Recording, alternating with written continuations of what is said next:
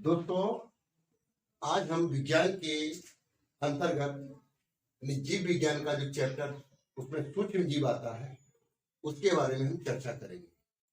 ये सूक्ष्म जीव जो है, जिसको इंग्लिश में माइक्रो ऑर्गेनिज्म कहते हैं, ये विभिन्न प्रतियोगी परीक्षाओं के साथ साथ कक्षा 9 और 10 में भी यानी लाभकारी सिद्ध होगा। अब प्रश्न उठता है, सूक्ष्म जीव होते क्या है?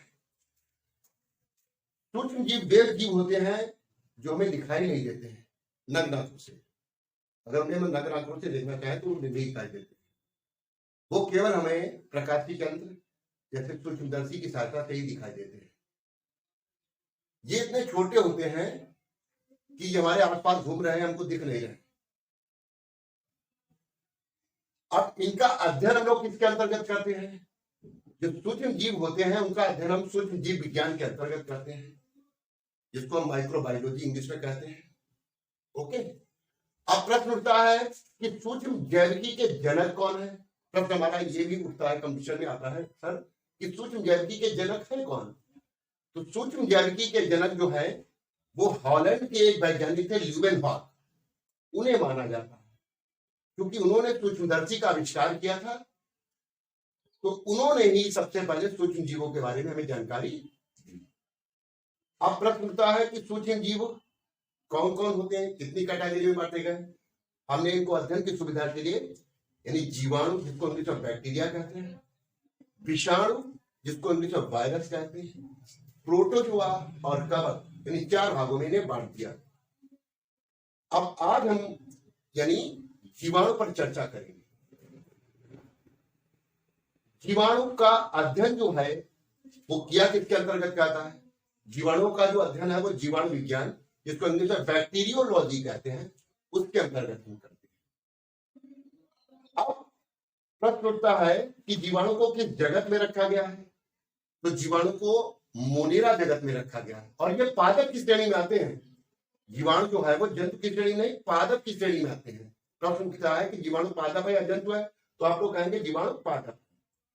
हमारे द्विनाम पद्धति के जन्मदाता कार्ल वॉन लिनियस जो है, उन्होंने जीवाणु को बर्मीज वंश में रखा है।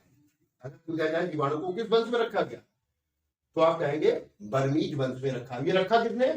हमारे Carl von Linnaeus. Carl von Linnaeus के बारे में बात और भी ध्यान रखना कि इन्हें हम वर्गीकरण और द्विनाम पद्धति के जन्मदाता के रूप में भी जानते हैं। इन्होंने ही वर्गीकरण किया था। ओके, अब प्रश्न उठता है कि जीवाणु की खोज किसने की थी? हमारे जीवाणु की जो खोज थी वो सूक्ष्म जैविकी के जनक जो ल्यूवेनहॉक है उन्होंने ही की थी। इन्हें जीवाणु विज्ञान के पिता के नाम से भी जानते हैं। पूछा जाए, प्रश्न उठता है कि जीवाणु की खोज किसने की, तो आप कहेंगे ल्यूवेनहॉक ने की। अब पूछा जाए जीवाणु विज्ञान का पिता किसे कहते हैं, वो भी हमारे ल्यूवेनहॉक कहलाएंगे। ओके, अच्छा, अब जीवाणु इस पृथ्वी पर आ गया तो उसको जीवाणु नाम देने वाले व्यक्ति कौन थे? प्रश्न उठेगा, तो वो हमारे एहरनबर्ग थे। उन्होंने जीवाणु को जीवाणु नाम दिया। अब प्रश्न उठता है, इस पे एक क्वेश्चन और भी बनता हमारा। एक तो जीवाणु विज्ञान के पिता कौन है? अब एक क्वेश्चन उठा है कि आधुनिक जीवाणु विज्ञान के अगर पिता पूछे जाए तो आधुनिक जीवाणु विज्ञान के अगर पिता शब्द आता है तो आप रॉबर्ट कोच कहेंगे। ये रॉबर्ट कोच जो थे, उन्होंने एंथ्रेक्स जो जानवरों में बीमारी होती है उसका पता लगाया था, और क्षय रोग जो फेफड़ों संबंधी मनुष्य में हो जाती है उसके बारे में भी जानकारी दी। अगले वीडियो में मैं आपको जीवाणु से होने वाले रोग, जीवाणु से जो लाभ होते हैं उनके बारे में चर्चा करेंगे। ओके।